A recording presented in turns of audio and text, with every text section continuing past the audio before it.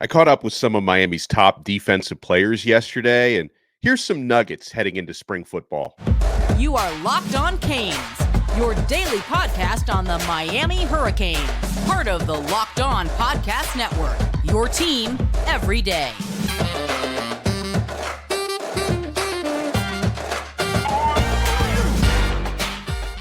I am Alex Donno, University of Miami alumnus, longtime South Florida sports radio vet, and writer for allhurricanes.com. Thank you so much to the everydayers for making Locked On Canes your first listen and your first watch, even on a Sunday. We're free wherever you get your podcasts. We're free on YouTube. We're part of the awesome Locked On Podcast Network, your team every day. Today's episode is brought to you by Nissan. Are you the kind of driver that likes to push things a little further? Ever wonder what adventure could be around the next corner? Take the Nissan Rogue, Nissan Pathfinder, and Nissan Armada and go find your next big adventure. Check them all out today at nissanusa.com. Awesome autograph signing on Saturday afternoon.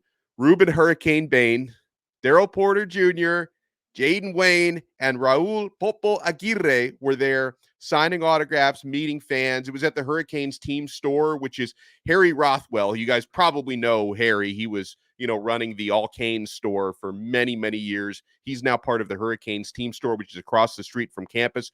Awesome event that they put together, and also awesome access for me and my colleague Brian Smith. We're the only media there, so we got to take some photos, hang out with the guys a little bit, and watch some awesome fans who got to meet these players. And I didn't want to hit these guys over the head with too many questions and stuff, but I did get some nuggets out of the four Hurricanes players who were there. They told Brian Smith and I that, first of all, they're very high on the strength coach. It sounds like the activities have been really positive during the offseason program, and that a lot of players, some of whom we've talked about, are making big-time gains in the weight room and having productive workouts off the field. We all know Cam Ward has been very active throwing to his receivers and his tight ends. We all saw Marley Cook, the transfer defensive tackle, squatting 705 pounds last week. So strength and conditioning program, they're very high on Aaron Feld right now. And, a couple of the guys out there are showing off some of those gains. Popo Aguirre, who's heading into his second year at linebacker for Miami. And this is someone who I think can potentially, he's probably a dark horse, but could potentially compete to start, although Wes Besaint and, of course, Kiko Mauinoa probably have the starting jobs locked down. But I think Aguirre can definitely put some pressure on Besaint, and he can definitely get, more playing time this year than he did as a true freshman last year. Popo is up to 232 pounds. He looks lean. He looks strong. And, talking about the work he's doing in the offseason, he told Brian and I that Derek Nicholson cross-trains the linebackers a lot. They do a lot of work at both positions. Daryl Porter, who also looks bigger, I think before I got there, he told Brian what he's weighing now, and Brian did mention to me, but I don't want to get it wrong because then somebody may write it into a story like Donno said that Daryl Porter weighs this, that, and the other. He's definitely looking stronger, and I think Daryl Porter, he's an upperclassman. This is going into his last year in college, but this is going to be the biggest and strongest that he's been in college football so far, which is always awesome to see. Porter says he really likes Chevis Jackson, the new cornerbacks coach. That was one of the first things I said, hey, how you liking the new guy? And his face lit up. He really likes the work that Jackson's doing so far, and he likes, the chemistry that Jackson already has with Lance Guidry. And, Jackson, I think he is officially the cornerbacks coach. When Jamil Adai was here, his title was defensive backs coach, but he did most of his work with the corners, and Guidry works a lot with the safeties because the defensive coordinator is a former safeties coach. So it's going to break down that same way. Chevis Jackson, the new coach who came out of Marshall, he's going to be coaching the corners, and Guidry's going to be focusing a lot on the safeties. And having spoken to all the corners in the room, Daryl Porter, who is, their top guy heading into this year, he likes Chevis Jackson a lot. That's going to be really important heading into this season. Rueben Hurricane Bain. He's still in the 270 range. He didn't tell me his exact weight. I tried to guess it, and I guessed 275, and he smiled. He told me I was close, okay? But Bain is looking good. He's looking ready. He was conducting himself like the leader he is, and obviously he was very popular there at that autograph signing because he is Mr. South Florida. And also, man, kudos to Bain. He's got an awesome family support system around him. He had some relatives that were out there at the signing. His mother was there. A couple of his cousins were there supporting him. I just think it's really cool, the whole family environment that Rueben has. And every game, I go to every home game, of course, and I see Ruben's family. They all have custom T-shirts made to support Hurricane Bain. They're at every single game. I'm even going to go to some road games this coming season. I'll probably catch them on the road as well. Jayden Wayne, he looks like he's hopefully ready for a breakout season this year. He's still roommates with our guy Riley Williams. They came out of IMG Academy together. Both of them work incredibly hard. And Wayne also, I don't think I got an official weight from him, but he looks like he's making significant gains in that strength program as well. And most importantly, and you guys may have seen a little video I posted on social media with the guys yesterday at the autograph session. They all seem legitimately excited for the work that they're putting in, because every player, they love the destination. They love the idea of going out there on Saturdays, playing games, trying to compete for championships. But you can't compete for championships if you don't embrace the grind. Like, it seems like these players who all look excited to get out there on the field on Monday are excited for that process, for putting in the work. And something fans have to remember is, just because, Monday, March 4th is the first official of 15 official spring practices, doesn't mean these guys haven't been toiling away. Because I think it was Bain, like when I asked Bain how excited he was for the first practice, he's like, well, we've been going hard for the last couple of months, because the offseason program is no joke. Like, college football player, these guys have been on the field running, working out, lifting heavily. The grind never really stops for these guys. Like, they probably had a couple of weeks off during the holidays. They are going to have spring break off in a few weeks, but it really is a full-time grind. And just because Monday is the first in this indoor facility, the first official spring practice, doesn't mean these guys haven't been putting in countless hours of work during the quote-unquote off-season to get this done. So, when these guys all told me how excited they are to go out there and put in the work, I did not detect any lies there. They all seem to be completely excited for that. I mentioned that Popo's up to about 230. He was raving about Bobby Washington, who's his fellow heading into his second year sophomore linebacker this year. Bobby's up to about 230. And the thing that Popo mentioned about Bobby Washington is, this dude has legit speed, that he's running in the 4.4 range in the 40-yard dash. Maybe he should have been like personally coaching, Miami's players who are at the former Miami players at the combine right now, because it sounds like Bobby would be smoking all of these guys in a one-on-one race. That he's got incredible speed, and that I don't know, but Bobby might even be faster than Robbie, but Robbie's got that same sort of twitch, and they're both really fast out there. So hopefully the Washington Twins can have a breakout year. And going back to Daryl Porter, Brian asked Daryl, like, who's going to be the breakout guy this year. And Daryl, he might have been speaking specifically about the defensive backs, because that's the group that he plays in and he's tightest with. But I hope we see it, because Daryl specifically mentioned Jadis Richard, the former Vanderbilt corner who's heading into his second year with Miami.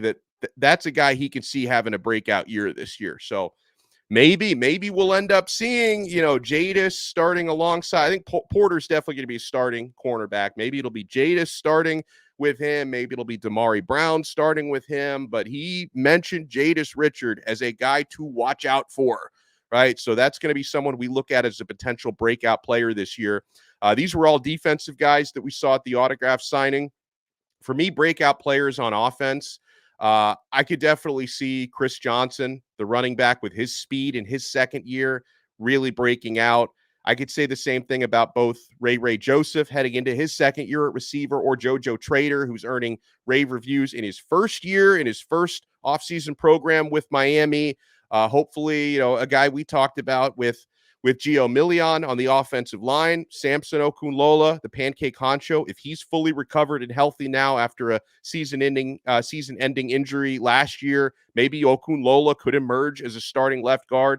That's a guy I'd like to see break out. You guys know I would like to see multiple tight ends breakout this year in the passing game. I think the potential is there for Riley Williams to be a breakout guy this year. And I think the potential is there for, even in his first year, Elijah Lofton, because you can line that guy up anywhere, and he's a very physically mature prospect. Changes to the Miami Hurricanes spring game. We now know the venue. Do you like this or do you not like this so much? We will continue this conversation. We're only getting started on this brand new Sunday episode of Locked On Canes. You want to keep it locked. And you want to keep it locked to Nissan. My friends, are you the kind of driver that likes to push things a little further? Ever wonder what adventure could be around the next corner? Our friends at Nissan have a lineup of SUVs with the capabilities to take your adventure to the next level. The 2024 Nissan Rogue is perfect for city drives and great escapes. Class exclusive Google built-in is your always updating assistant to call on for almost anything. Gone are the days of connecting to your phone. Google Assistant, Google Maps, and Google Play Store are built right into the 12.3-inch HD touchscreen infotainment system. The 2024 Rogue is the perfect midsize crossover for your next adventure. And how about the 2024 Nissan Pathfinder? Room up to 8, an expansive cargo capacity, and advanced available 4x4 capability. With 284 horsepower and up to 6,000 pounds of towing, when adventure calls, the Pathfinder is there to answer. Take that Nissan Rogue, Pathfinder, or the Nissan Armada and go find your next big adventure. Shop nissanusa.com. Thank you so much for making Locked On Canes your first listen and your first watch today. We're free wherever you get your podcasts. We're free on YouTube. We're part of the Locked On Podcast Network, your team every day. Locked On has launched the first ever national sports 24/7 streaming channel on YouTube, and now it's also available on Amazon Fire TV and the free Fire TV channels app. Locked On Sports Today is here for you 24/7, covering the top sports stories of the day with the local experts of Locked On, plus our national shows that cover every league. Find Locked On Sports Today, now available on the free Fire TV channels app. We now know the venue for Miami's spring game on April 13th. They're actually moving it to campus. It's going to be at Cobb Stadium, which is where the women's soccer team plays. That's where the track meets are at Cobb. So Miami spring game has moved around over the years. Some years it's been at Hard Rock Stadium. Last year and at other times in the past, it's been at formerly Lockhart Stadium and now Chase Stadium, where Inter Miami plays in Fort Lauderdale. That's where it was last year. Now, obviously, they didn't fill it. I mean, Chase Stadium holds a little over 19,000 people. I think there were 6,000 or 7,000 fans in attendance for the spring game last year. You go from a kind of intimate venue last year to basically a VIP event this year. And on the surface, there's a certain thing I do not like about moving the spring game to campus. First of all, the capacity. So other years you've had, for a spring game, which is not a real game, it's a glorified practice, you've had venues that you can't come anywhere close to filling.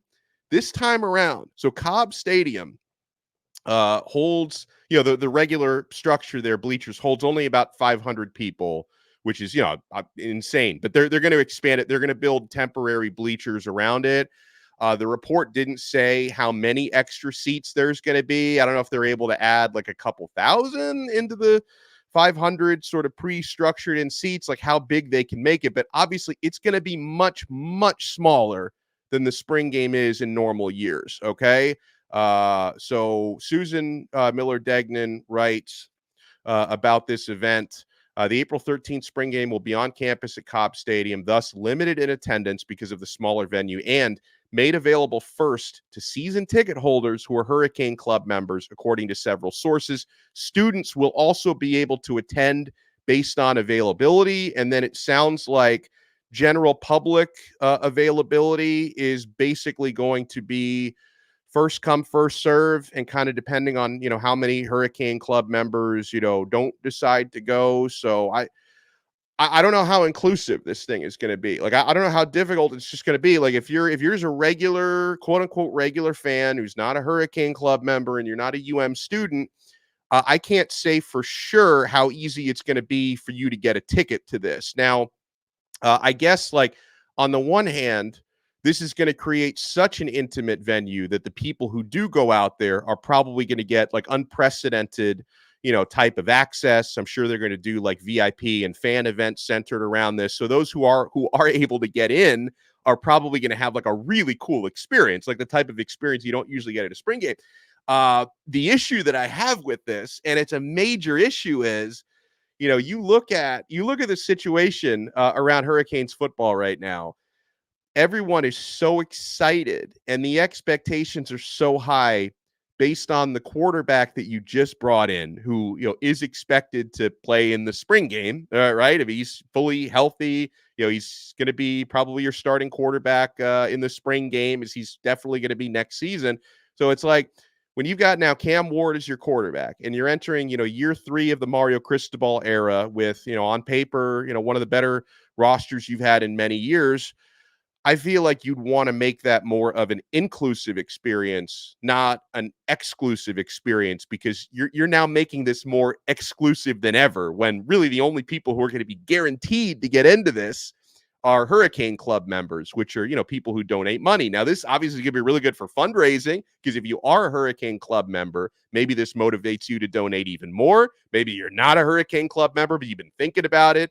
Maybe you start stepping up your donations or whatever. But then, like, I just feel like, for the regular fans out here, there's an opportunity that you may not have access to something, or you can't guarantee yourself access to something that you normally can. Because personally, I know a lot of folks who, I know it's just the spring game, but I know folks who travel down here annually from other states to go check out the spring game. And I don't know if they're now concerned. Maybe I can't plan a trip around this because I don't know for sure if I'm going to get into it. I don't really love this. Now, I'm definitely waiting on more information. We're probably going to get it this week as to, what. First of all, we need to know how many seats can they actually erect at Cobb Stadium, because again, they're talking about putting temporary bleachers out there. Like, what capacity can they actually build out there is number one, and then number two, what sort of actual events are they going to have on game day that the people there can enjoy? Because maybe there's a method to this madness that if they want to create a certain sort of experience, they can't do that at Chase Stadium or Hard Rock Stadium. I don't know what you couldn't do at those places. I'm just thinking out loud here. So I'm curious to get more information on this, because I would just hate, in a year where you're heading into a season where, you've got the most hyped and one of the most exciting quarterbacks you've had in longer than I can remember, if, you may risk people not being able to go to the spring game that want to attend it. That is my concern. So that's the latest, folks. April 13th. It's not going to be at Chase Stadium. It's not going to be at Hard Rock Stadium. It's going to be at Cobb Stadium on campus. It's sort of right just west of the light. It's right next to the baseball stadium. Right between that and the indoor facility is where the spring game is going to be. I'd love to know what the capacity is and what the game day plan is, because again, it's a weird move. Now, another thing you guys are going to ask me is, if I can't go to the game, will I be able to watch it? I have every reason to believe that they are going to be streaming it or even televising it. ACC Network and the ACC Digital Network, they have in recent years televised every single ACC spring game, Miami included. I don't see why that wouldn't happen this year. So you can fully expect an ACC Network broadcast, like a George Sedano, our guy from South Florida. He was on the call last year at the spring game. Hopefully he will be again. So I do expect there to be a broadcast. So if you can't go to the event live, whether you're unable to go or you're unable to get a ticket, if you can't go to the event live, you will be able to watch it in some way, shape, or form on the ACC Network. So that's the situation with the spring game. And you guys know, starting tomorrow, Monday, I'm going to give you guys the best coverage I possibly can from spring practices. I will be out there on Monday. And just so you know, for the everydayers, you may have to adjust your routine a little bit on Monday, Wednesday, and Friday this week, as I have to adjust my routine. Because, normally for those who watch our YouTube premieres, or, you listen to the audio version like right when it drops, it's usually around 11:30 a.m. I cannot do that timeline on Monday, Wednesday, and Friday this week. Those are practice days. And basically my entire morning is going to be at the U covering practices and talking to coaches and players after practice. So you can expect Monday, Wednesday, and Friday this week. And we're going to make it worth your while, because I'm going to give you all my observations from the practices, all my takeaways from coaches and players. The episodes on Monday, Wednesday, and Friday are going to be around 2 p.m. I plan to do those as live streams. So it makes it easier for me to get that timeline out there if I do it live. Do it live. So Monday, Wednesday, and Friday, we'll be doing live streams around 2 p.m., reacting to everything we see out there at Green Tree. So Locked On Canes is going to be your stop. This will be your stop if you want to know what's happening in spring football, relevant storylines, what the players and coaches are saying. You can get it right here on the Locked On Canes YouTube channel and the audio network. You can find us Apple Podcasts, Spotify, wherever you get your pods. And it's also, I think, a really good week to try the Locked On Canes Insiders, 2 weeks free. Or if you're already a member, thank you. But if you want to try out Locked On Canes Insiders, we'll be giving out observations from spring practices before we get on to do shows. So click the link in the show description below. If you become a Locked On Canes Insider, you get text messages directly from my phone to yours, vice versa, with practice observations, breaking news, show previews. Try it free for 14 days. Then if you like it, you can opt in for $4.99 a month. We give you a lot of added value on there. So we will see you on the other side. The next time we speak, we will be talking spring practice #1 observations. We will talk to you next time on another episode of Locked On Canes. We are part of the awesome Locked On Podcast Network, your team every day.